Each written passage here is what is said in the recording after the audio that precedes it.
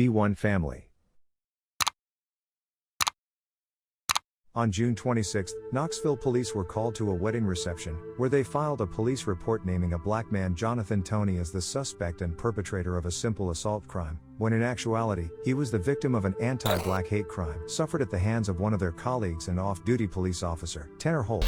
A police report filed states that the off-duty officer Tanner Holt repeatedly made racist remarks to Mr. Toney, who was also attending the wedding, including telling him that he didn't know they let black people in the reception hall. Multiple witnesses said Tanner Holt, a 22-year-old white officer, made these comments towards Jonathan Toney, a black man. Mr. Toney, taken aback by the continued racial attacks by the white officer, conjured the powers of his ancestors and knocked out the officer with one punch to the face, after he had warned him to quit making racist remarks. Witnesses at the scene said Holt made several racial remarks while speaking to a group in a parking lot, and also said that Toney asked him multiple times to stop. The incident took place on June 26, just over a week after Knox News exclusively reported details about how Knoxville police commanders helped cover up other officers' anti-black racist attacks and harassments during 2019.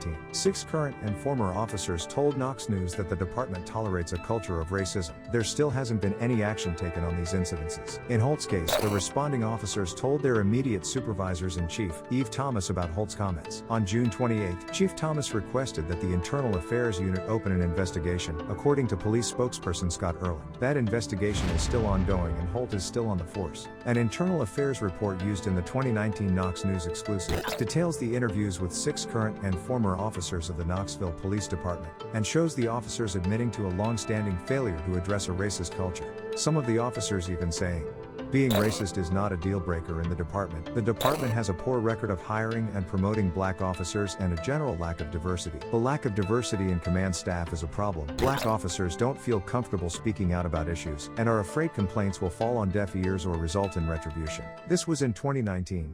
Now, the Knoxville Police Department's Internal Affairs Unit is apparently investigating the incident and refuses to make comment regarding the disciplinary action against Officer Tanner Holt, or if anti-black hate crime charges will be placed on him. Instead, it is reported that in exchange of Mr. Toney not pressing charges against the white officer, the Knoxville Police Department in turn plans to not illegally charge the man with a crime. Experts found it very unusual and concerning when the incident report included the phone numbers and addresses of the victim, Jonathan Toney, who defended himself from Holt, and the 4 people who witnessed the event. It did not, however, include that information for the aggressor, Officer Tanner Holt, instead listing police headquarters as his home address and home phone number. Chief Eve Thomas and police spokesperson Scott Erland declined to make Holt available for comments. Make sure you like, share, and subscribe to the channel. Also remember to turn your notifications on so you're alerted when we release new videos daily.